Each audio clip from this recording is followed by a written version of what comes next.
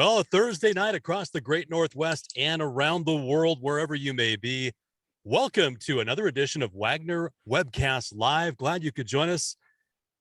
Boy, do we have a great episode lined up for you tonight. And want to bring in our experts right off the top of the show. Mark Bunzel, I think for the first time in, I don't know, a couple months. You're not on a boat. You're not on a plane. You're not on a train for this show. Where are you? Well, thanks, Brian. I'm stuck here in the SeaTac airport. I got off of CMR, our mothership, this morning at 5 a.m. and got on the plane at, well, I didn't get on the plane. That was the problem. The plane was broken in Juneau. And so we were delayed getting to SeaTac, and I'm delayed getting to Philadelphia today. So yeah, I'm off the boat. We've wrapped up the flotilla. Everybody made it safely to Alaska and is now off on their own. And there are various areas that they want to visit, and it was a fantastic trip. Since I was on last week, we were in Petersburg and Wrangell, and then went to this gorgeous location in Pybus Cove. I'm going to put together some slides for next week's show because it was truly remarkable. Lots of bears on the beach, and finally, yesterday, we started to see whales.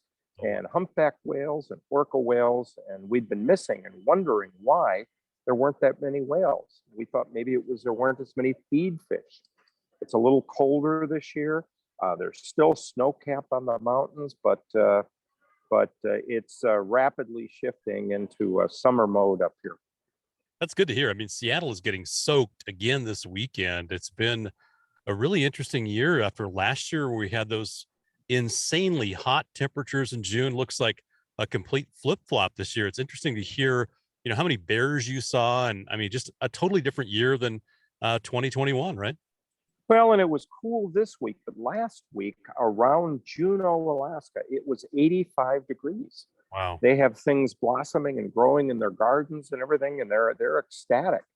So great conditions up in Alaska. Weather, last couple of days, the cruising was flat, calm waters, and that allowed us to see more wildlife. That's great. And looking forward to the full recap too. So you're going to put together like a slideshow and kind of walk and talk us through it?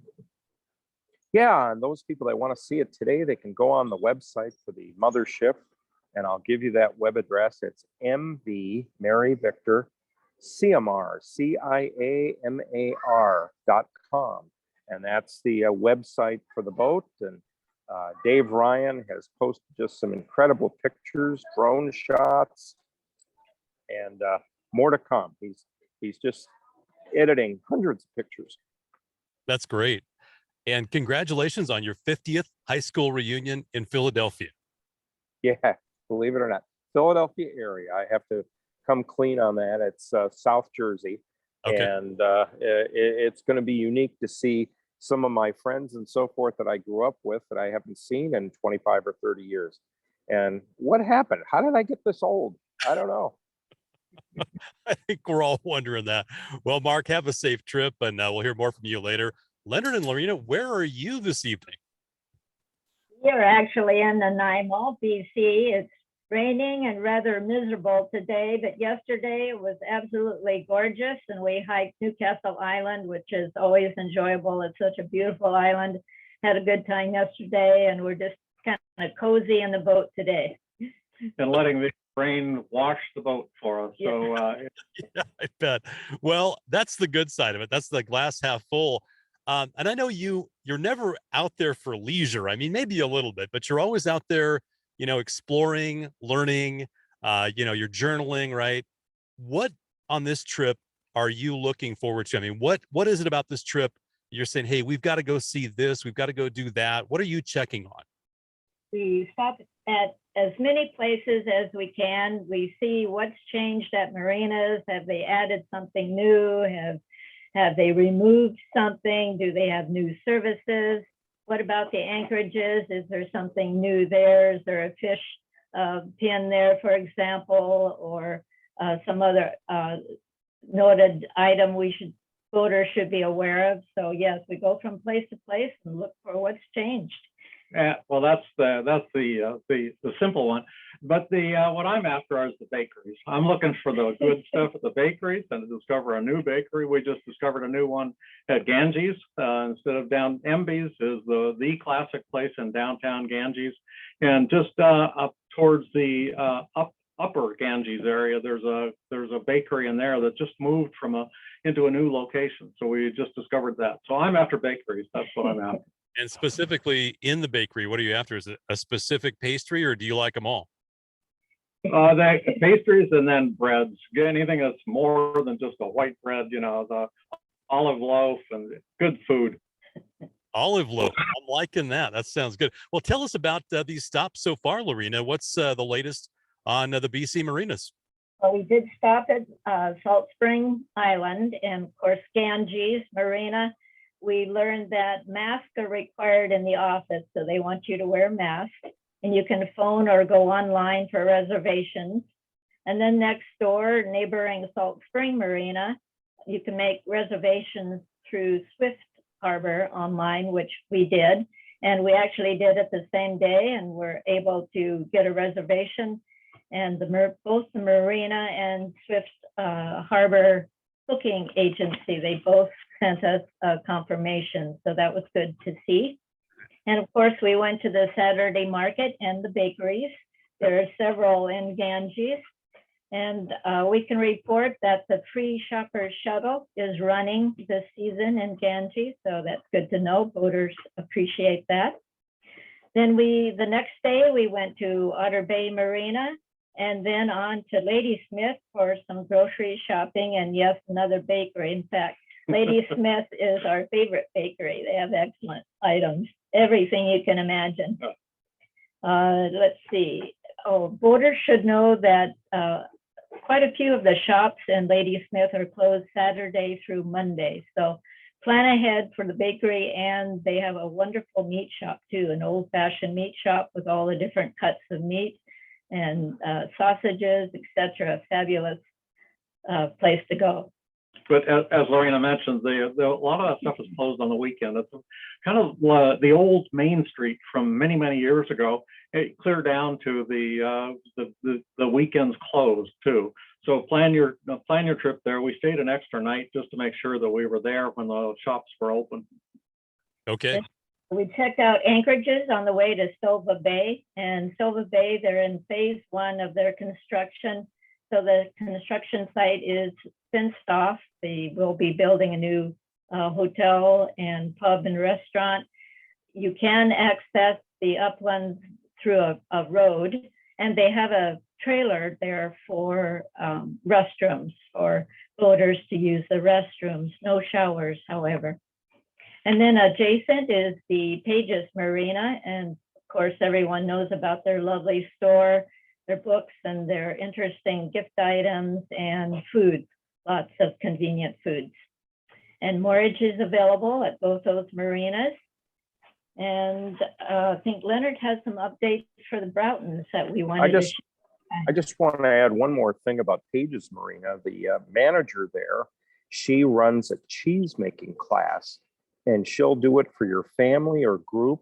It's about a half day, and you get to make your choice of cheeses and just something unique that you don't find in different areas. So that's at Pages Marina Resort if you want to check that out. So this was on the agenda last week and we missed that, and this updates for the Broughtons. So we apologize for a week late on this, but instead we made it a little bit lengthier. So it's the Broughtons and North Vancouver Island. So I'll run down these, and starting on the Broughtons, Lagoon Cove. Lagoon Cove is back to normal. Everything is, and I say that in the COVID context. In other words, operations are normal there. They've done some updates on the docks. They're same configuration on the docks, but a little bit newer, things that are in good shape there. The Ryan family, which took that over a few years ago, is doing an excellent job on that. And they were just about to add Starlink, and that's for high-speed internet there. And that was going to be any day that was going to be installed. Echo Bay, the KHFN First Nation, this is their third season of operating that after taking that over from Pierre. and they're accepting reservations now. The operation goes on. The store is available, has basic necessities and some convenience items in there. Reservations are accepted, and fuel, propane, everything you need for that. Right now they're not doing the dinners, so the dinners are not in operation this year. Hopefully that will come up sometime in the future, but right now no dinners there. Sullivan Bay, moorage is open, the store is open, fuel is available, and the cafe and restaurant is open Monday, Wednesday, Friday evenings, as well as lunch. Shawl Bay, and that's Shawl, S-H-A-W-L, the one in the Broughtons. And that one, there's still no definitive word on that. The reports we've had are that they're fixing that up and that they're planning to have some moorage. We're hoping to check that out when we're up there in a week or so and get a definitive answer for you. If anybody has information on that, we'd love to hear from you. Email us at info@waggonerguide.com, or you can contact Leonard, the two of us, Leonard and Lorena here, at Landon@waggonerguide.com. The next one at Broughtons is the Genesee Bay. Genesee Bay is open. They're accepting guests at this time, no reservations, it's first come, first serve. We don't have any reports this year yet on what's going on at Genesee, and we'll check that out when we're there. Nimmo Bay Resort, and that's the exclusive place that occasionally has space for boaters to come in for dinner. And that's a great thing to do, but unfortunately this year they're booked up. So 2022 season, they're unable to take new guests right now, but keep that on your agenda list for the future. And next one is we're the Minstrel Island. That's a dock that's near Lagoon Cove. There's no amenities there. It's a tie-up dock area. It's not connected to land, but it's a nice stop, and that one is open. New Vancouver, that's a First Nations dock, and that one is closed this year. That's closed. They're continuing their conservative and safe practices during COVID time at that First Nations community.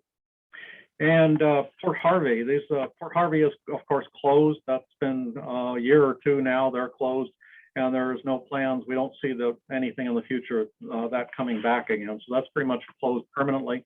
Watsea Bay is closed for 2022, and the future on that is uncertain, unknown at this time. We'll keep the updates coming on that one. And then back down towards North Vancouver Island, the Malcolm Island, Sointula, and that is open.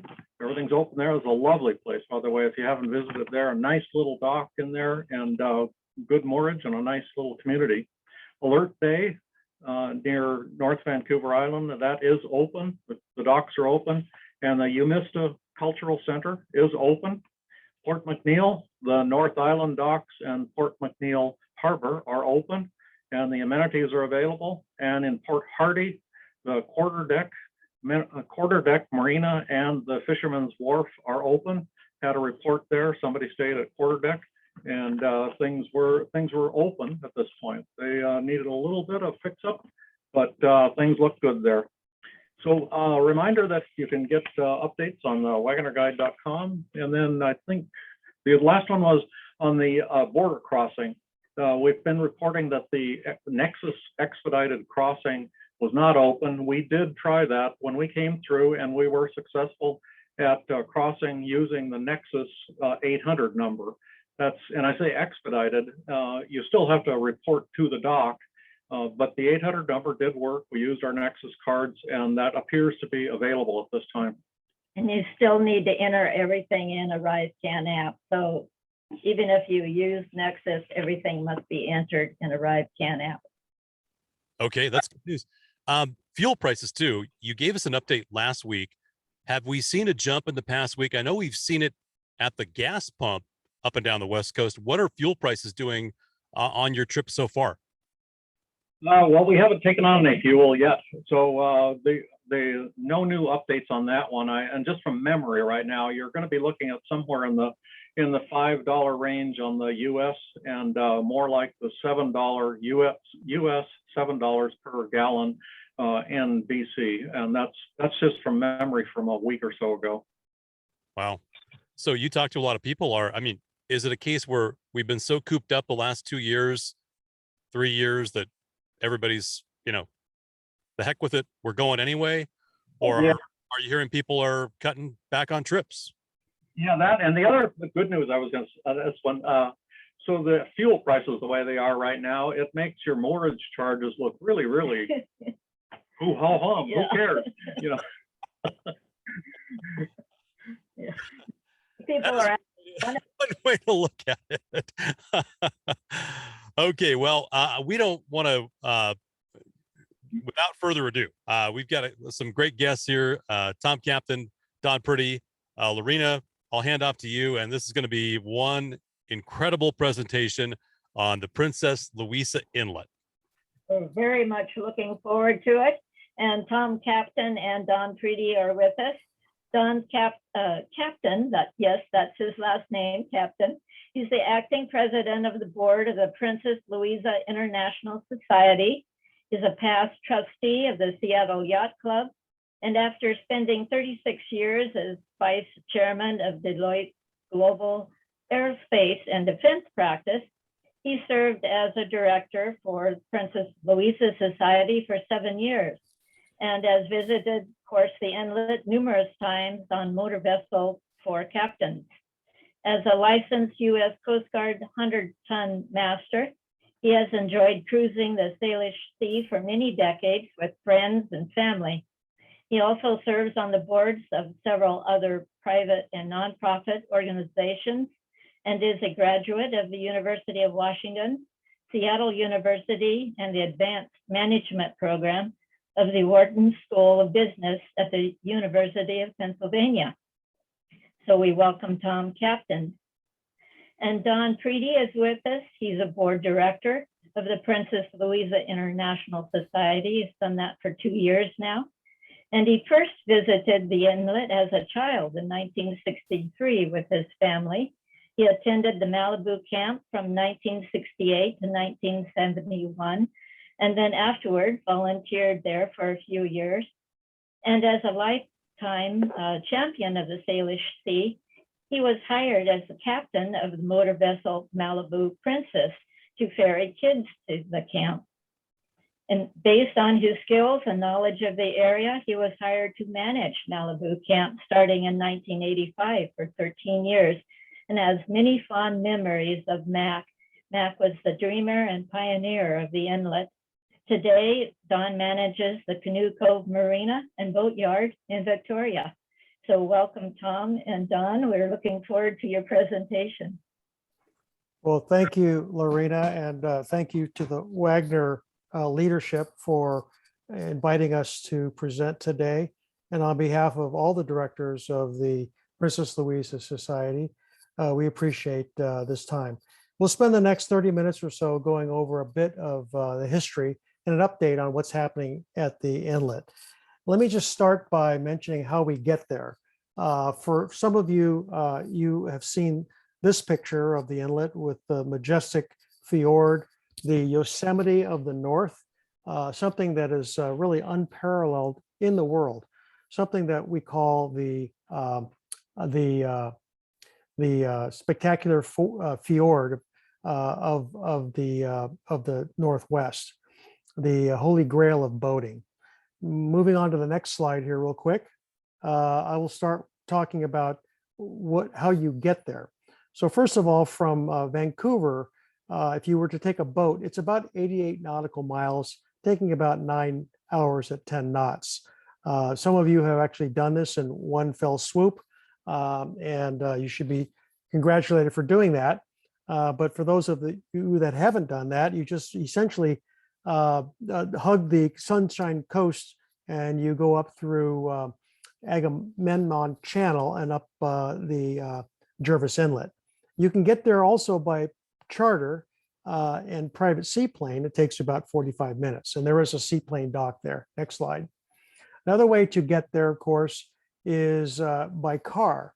And if you went there by car, you would take about a 2.5 to 3 hour car ride, which includes a Horseshoe Bay ferry to Langdale, and then you drive up to Egmont, and which point you take the Sunshine Coast boat tour, which takes about 2 hours. It's a fast ferry with about 12 passengers, runs daily.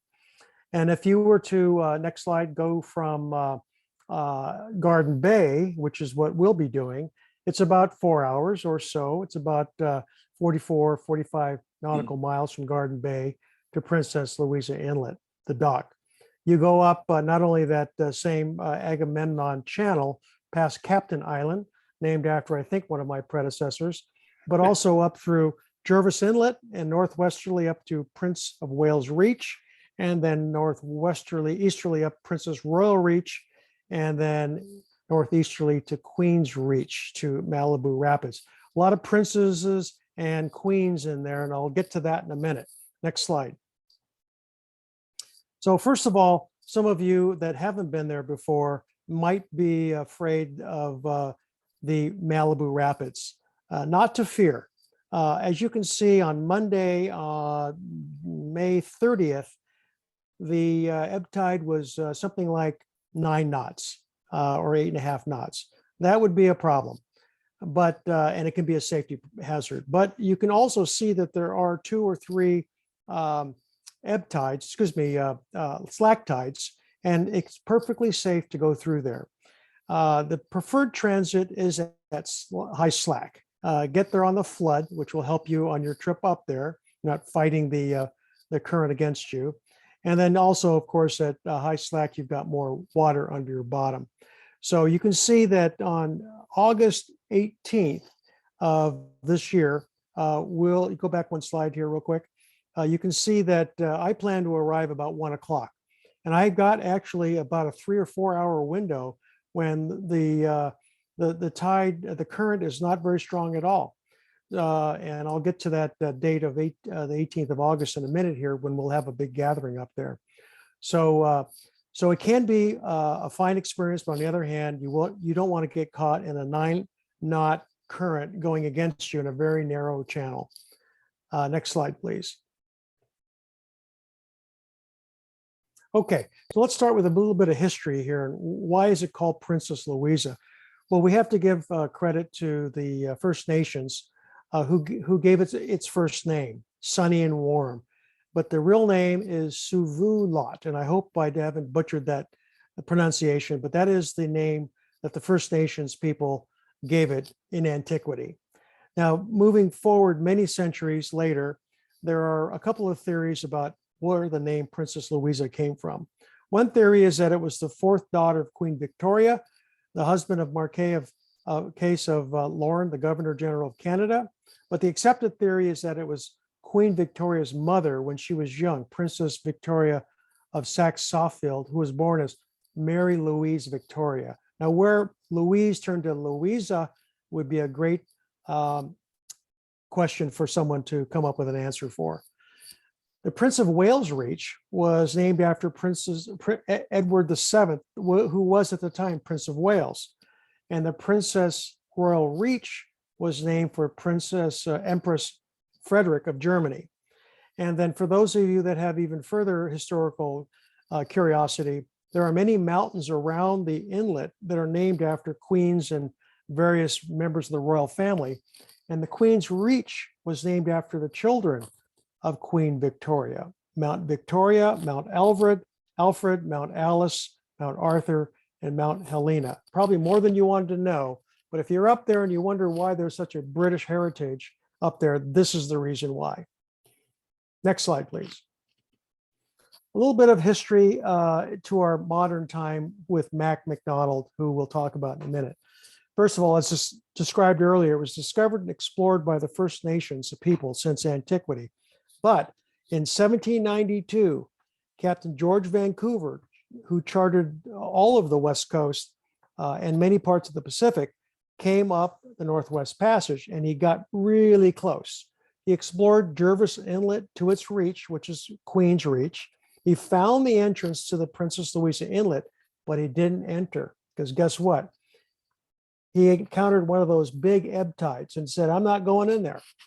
So how history might have been changed had he actually found it at ebb tide, or excuse me, at the slack tide. And then about a century later, Captain George Richards surveyed and mapped the inlet and he named many of the surrounding features. So it's really Captain George Richards who named many of those peaks after his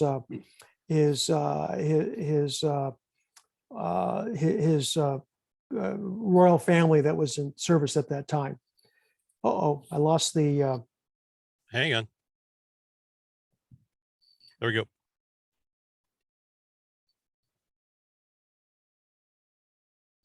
Got it. There we go.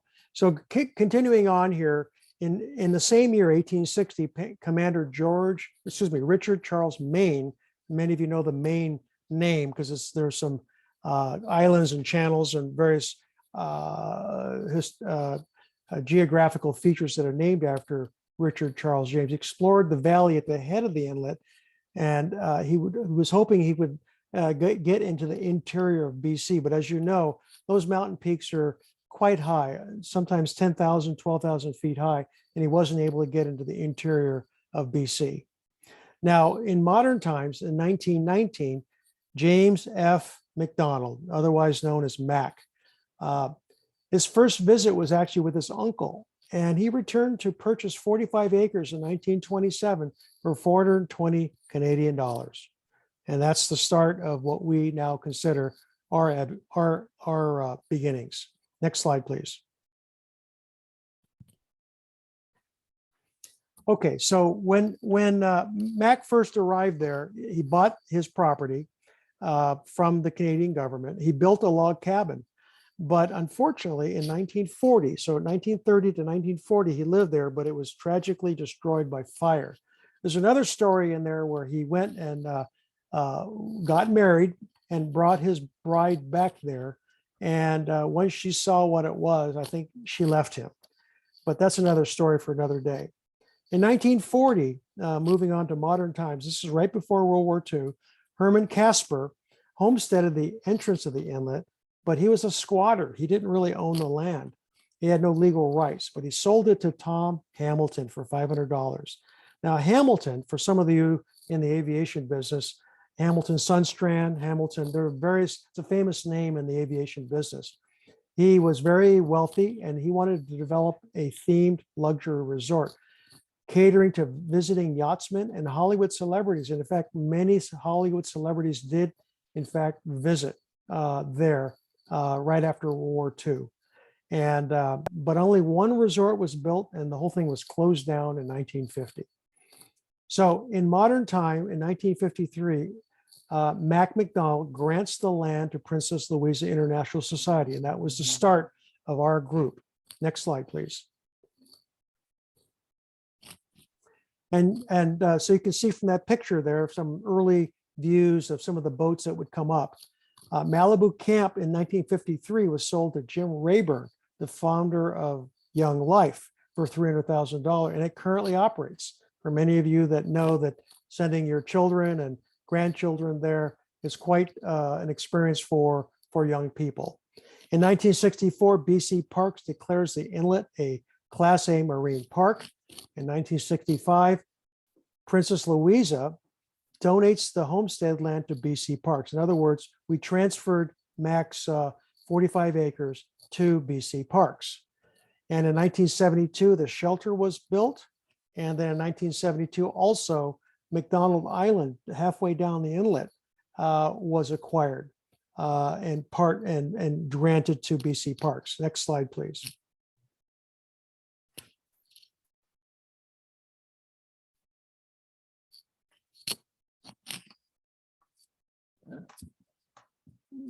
Next slide. There we go. Recent history. So things really changed and started to accelerate at the millennium. In 2001, PLIS options to acquire the surrounding freehold lands right around the 45 acres and adding conservation covenants. They were owned by McMillan Blodell and later on Weyerhaeuser. And in 2002, acquisition of 22,000 acres was accomplished through the help of the Tula Foundation, the Nature Conservancy, and BC Parks Foundation, with BC Parks as a facilitator. In 2010, there was a large dock donation program that was funded by the Society for Maintenance and Repair. And then we put together a Tolly bench in 2012. You can see various pictures there of things that were done. Next slide, please. And then in 2015, we added an aircraft landing float. We redid the Macdonald shelter. We put a new trail named after our beloved ranger, Ming Neal. We had a ranger cabin restoration. And then a big thing happened in 2019. One of the largest public funded acquisition programs ever in Canada was put together, and 2,000 acres on the south side of the inlet, almost the entire south side of the inlet, those district lots was acquired for $3 million. And then recently in 2020, there was another acquisition of the One Eye Peak, the huge 8,000 foot peak that's right above the inlet on the north side, was accomplished through the Goff Foundation. And then 2020 also, a number of acres were acquired from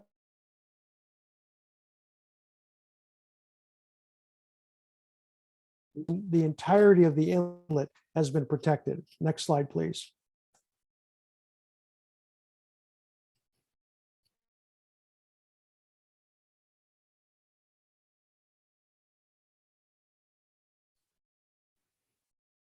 Next slide. There we go. So if you put all that together and you recap it, really in the last 4 years, we have acquired, through a lot of help from people on this call and others that are benefactors, have acquired much of the property around the inlet. And really the only thing that's left to be acquired is District Lot 3518, owned by a very wealthy billionaire in New Zealand who uses that property for mountain biking. Now, fortunately, they have been very discreet about their trail building and their presence there. But you can see it is waterfront property. There's a little bit of a flag lot there that goes to the water. There is a bit of a floating dock that they have there. But again, it's very discreet, and they've been very good neighbors so far. But that would be a target if we really want to fulfill Mac's dream of preserving the inlet from possible commercial exploitation in the future. That would be something that we could aspire to in the future. Next slide. So continuing on, I'm going to go through a real quick update from Ming Neal about what's happening at the inlet. Next slide.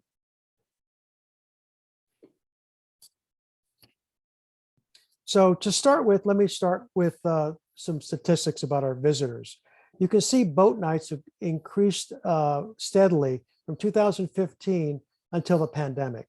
Now, it's pretty obvious that with the reduction in travel from American boaters north, it contributed to a significant reduction in the number of boat nights in 2020 and in 2021. We expect in 2022, we'll see a big rebound. And there's the picture of the dock in olden days and in newer days. And it's just a wonderful and beautiful place to be. Next slide, please. So another thing to think about is what is going on, what has happened in the last couple of years. Well, everybody knows about the June 2021 heat dome. It got very hot up there, and in BC in particular, it got very hot. And there was quite a bit of damage to the natural wildlife there, from the trees to the shellfish and so forth. Other things that happened in the last couple of years is that there's been significant maintenance and repair of broken infrastructure. It's a very severe climate up there, as you can imagine. Whether it's the wind or it's the cold, things break and things decay up there. And there's significant maintenance that continues to go on, which we share with BC Parks. There have been some issues around visitor compliance and enforcement. Some boaters can be very nice, but some boaters maybe sometimes don't obey the rules of common decency and civility, and they've had to deal with some of those things. There have been some issues around emergency aid and emergency replacements. Next slide, please.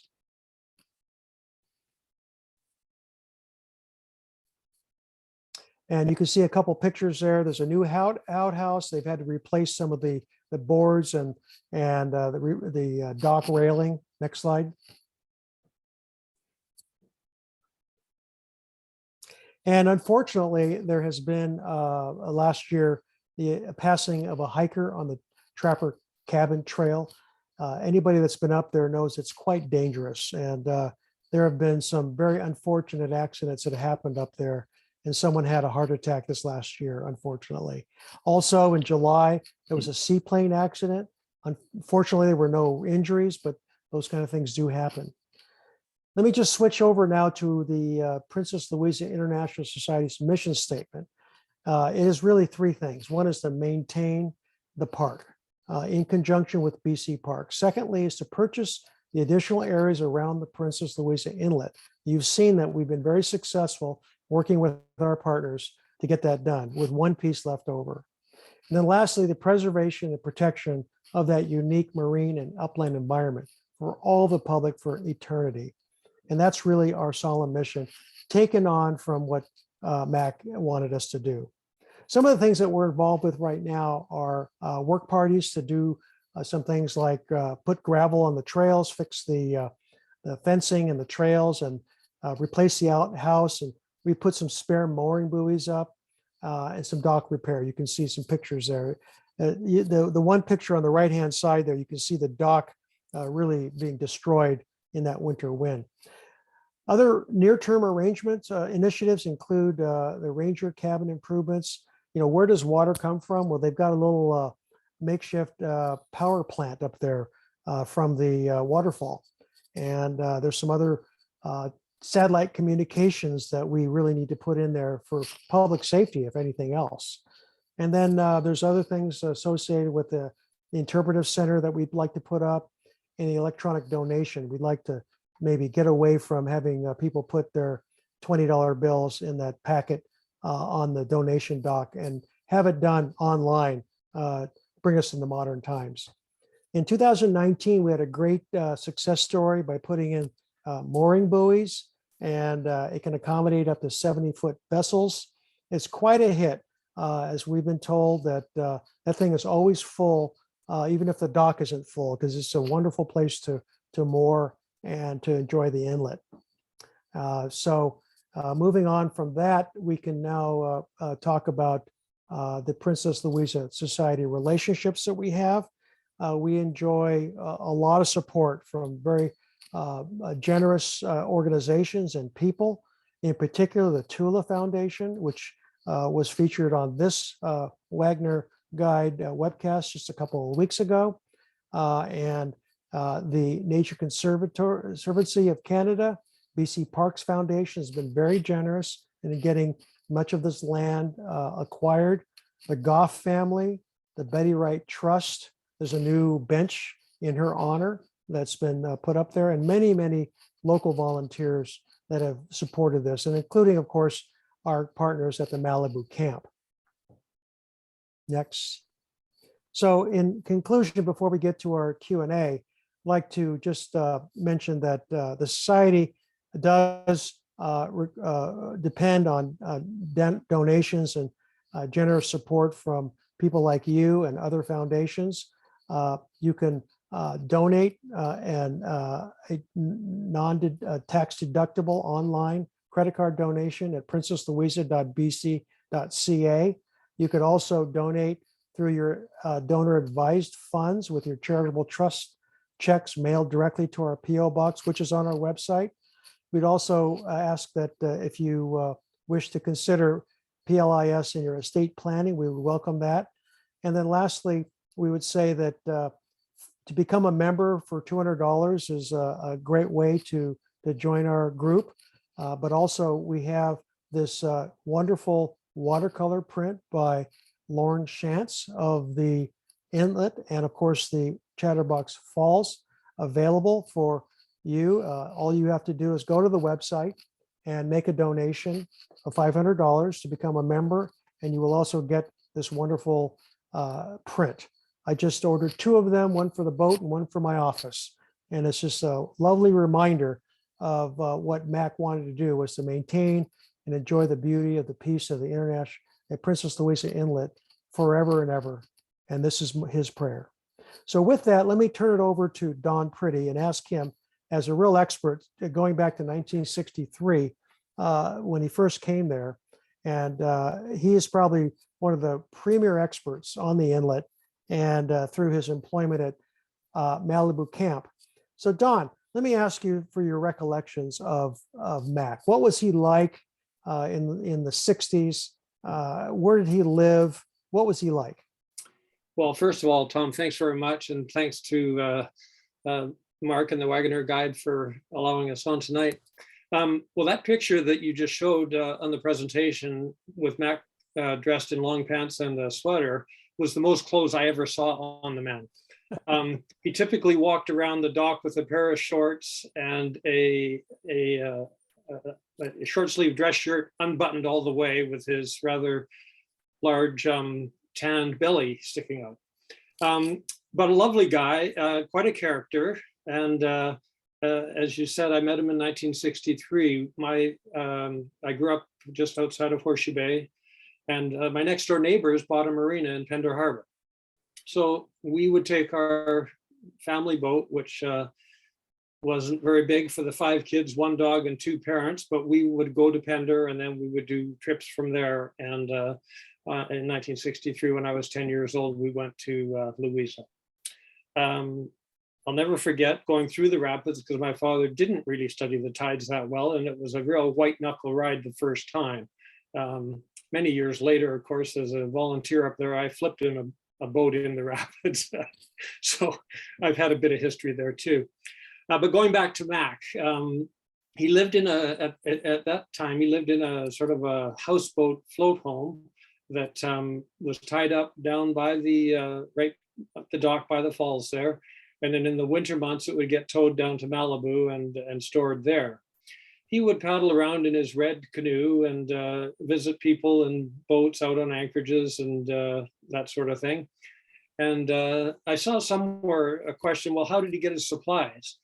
Well, he really didn't need very many because he would walk the docks and he'd be invited for breakfast, lunch, and dinner on different boats. So he was quite a talker that way. And of course, he as you said, and is obviously true, he did love the inlet, and he loved the people that came up there. So when I was a little kid, I just remember him being around and telling stories and talking to my folks and stuff like that. Fast forward a few years, I think it was 72, and I believe that was his last year in the inlet, and he was living at Malibu a lot of the time. But I would say about 1970, I was running a boat back and forth. We would take all the kids from Malibu, would take them down to the falls. We had a big open ex-fish boat hull called the Cowichan, and we would load it up with 50 people, 50 kids, and we would go down to Chatterbox, and we would do what we'd call an inlet trip. And probably don't have time to go into some of the details of that tonight, but suffice to say that we were entertaining the kids and showing them the beauty of the inlet. But when we would get there, Mac would greet them, and he would get everybody on that big dock, all the kids there. And I guess the way to describe it best is it's kind of a yoga pose today, kind of the downward dog or whatever you call it. Kids are down on their knees and their arms down on the dock. And then he would get them to repeat this chant. And the chant was this: with all my heart, with all my mind, I know that I stick out behind. And the kids were all, of course, down on the ground there, and they were, laughing at this sort of thing. But when he was at Malibu, and again, this was his last year in the inlet. I believe he died in 78, but his last year was 72. And I was a volunteer at the camp. He was living in you mentioned the name earlier. We called it the Sweevalot Deck, which was just up above Main Street at Malibu, and it was where some of our adult guests stayed. And he would stay there, but he came down to Main Street and he would perch himself right in front of the ice cream parlor. It was called the Totem Inn. And he would sit there with his chessboard out in front of him, and he would try to flag a kid to come and play chess with him. And, didn't move very fast at that time. And the other thing I'll never forget was we only allowed smoking at one place at Malibu. It was called Smoker's Rock, and it was a big chunk of granite away from the buildings. Well, Mac was the only exception to that. He smoked, and he would sit in front of the totem inn, and I'll never his cigarette would be hanging out, and it would be almost all ash until it would fall down onto that big bronze belly of his. But anyway, he would just flag kids down and try to get a chess game. And you could hear him periodically, and he would say, "Your move," like this. So yeah, lots of memories of him and the inlet. I guess one other story I'd just tell is a number of years ago when I was manager of the camp, probably it was 1988, 89, somewhere in that time frame. I had a call from the then president of the Princess Louisa International Society, Norman Blanchard. And Norman was very involved for a lot of years. And he said, "Don, have you got any kind of minister up there, anybody that who can say a few words and a blessing and stuff like that?" And I said, "Well, we don't really have ministers per se, but yeah, we've got a camp speaker. He could probably, fill the gap." He said, "Well, we're doing a celebration down at the park. We've got the big stone drilled, and they had a concrete driller come up and drill the stone and a plaque, but they were going to put some of Mac's ashes in that stone." And he said, would you bring your speaker down and have him say a few words and and bless this thing, and nothing too religious, just get it done, So it was a nice gathering of folks at the inlet, and we went down. The fellow's name was Peter Legg. He's a publisher of Canada-wide magazines in Vancouver, and a longtime Young Life supporter.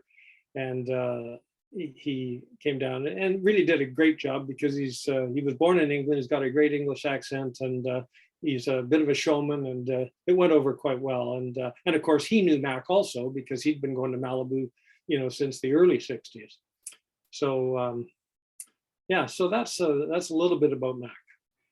Well, that's exciting to hear that we have living memory of the person that we revere and what he has meant for the park. If it weren't for him, there wouldn't be a Princess Louisa park to enjoy.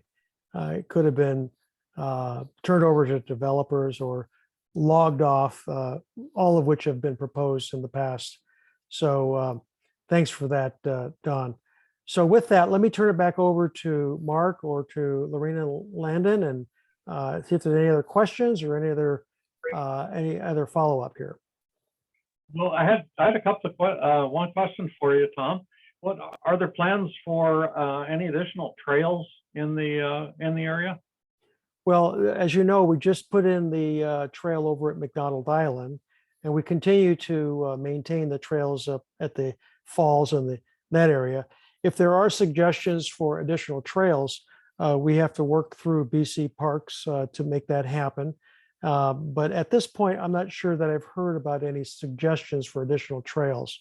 But that's always something we're looking for, is, what do people want? We've heard about maybe new concrete docks.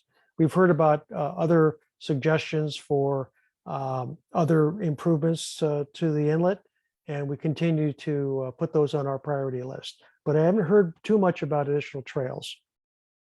What's the status of Malibu Camp now in terms of visitors? Can they visit, or is that encouraged or not encouraged? What's the status? Don? Well, when I was property manager there, you were absolutely encouraged to stop. And we had two hostesses there every week to tour people around, and kind of a paging system, so that if a boat came into the dock, we would page the yacht host or hostess, and they would come down and take you on a tour. There's a new manager starting this summer. Her name is Dana. And Dana was one of my volunteers when I was property manager there, and she was the harbor master. So I fully believe that Dana will not only encourage, but really welcome people coming in on boats.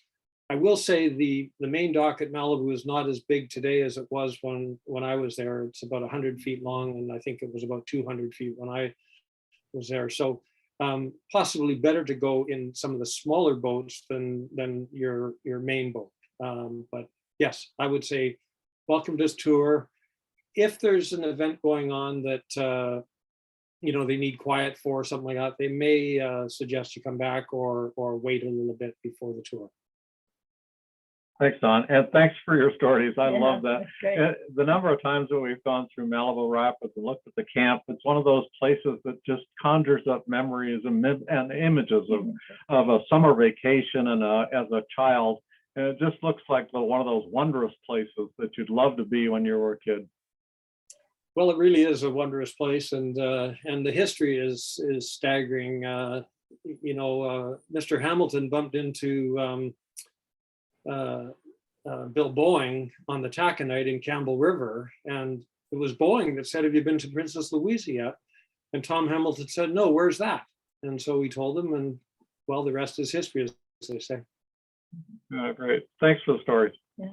Now, I know. Don, are there still ice cream cones there? I've heard the ice cream cones are still legendary. Is that true? Absolutely, Mark. The ice cream parlor got moved when they expanded the kitchen and dining room a number of years ago, and it's closer to the water's edge, really just up the ramp and to the left. Still called the Totem Inn, and over and above that, there's a really good coffee shop there now too. So you can go get a latte or a different fancy coffee. So, and that's called Hamilton's. But yeah, there's lots to do, and then of course there's the store where you get clothing and other stuff, in the camp. I'm impressed that it's truly an international society. I understand the board is made up about half and half US or Washington folks and BC folks on the board. So that's wonderful. Yeah, the Princess Louisa bylaws stipulate that half the directors are Canadian and half are US. So we currently have 6 directors and of the US and 6 directors from the Canadian side. And I must also just add that my position as acting president is with some sorrow, because we just experienced the passing of our president this last month, Bill Conconi. So I would like to dedicate this whole session to our past president, Bill Conconi.